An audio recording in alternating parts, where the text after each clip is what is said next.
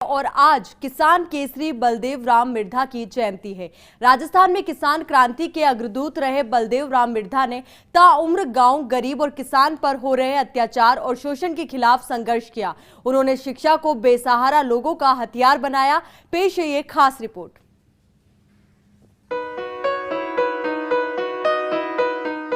भारत में किसान क्रांति के अग्रदूतों में बलदेव राम मिर्धा का नाम शिखर पर है।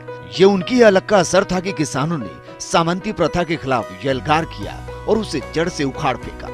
किसानों के मसीहा बलदेव राम मिर्धा का जन्म 17 जनवरी 1889 को तत्कालीन मारवाड़ परगना की नागौर में कुचेरा गांव में राड़ गोत्र की चौधरी मंगलराम की घर हुआ। जोधपुर राजवंश के साथ इस परिवार का संबंध एक अरसे तक रहा।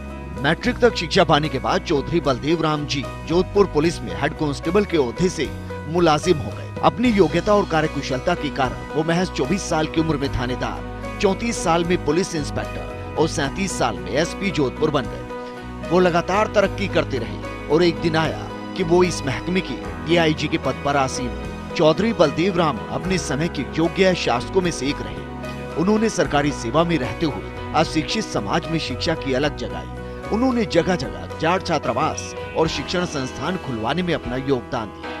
उन्होंने ताउम्र किसानों के उत्थान के लिए कार्यक्रम चलाए। उन्होंने किसानों को किसान सभा के प्लेटफॉर्म पर इकट्ठा किया। साल 1940 में जोधपुर में सर छोटू राम के सभापतित्व में एक विशाल अधिवेशन कराया। आखिरकार उन्होंने 1947 में राजकीय सेवा को त्याग पत्र कर गांव गरीब और किसान पर हो रहे अत्याचार और शोषण के खिलाफ संघर्ष किया।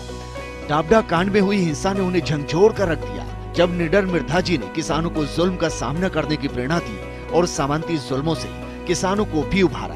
सामाजिक और शैक्षणिक क्रांति के सूत्रधार बलदेव राम मिर्धा किसी जाति विशेष के खिलाफ नहीं थे, बल्कि वो शोषण करने वालों और दूषित व्यवस्था के खिलाफ रहे। आजादी के बाद बलदेव राम मिर्धा ने अपना पहला चुनाव 1952 में डेगाना से लड़ा, जहाँ से वो निर्वाचित हुए।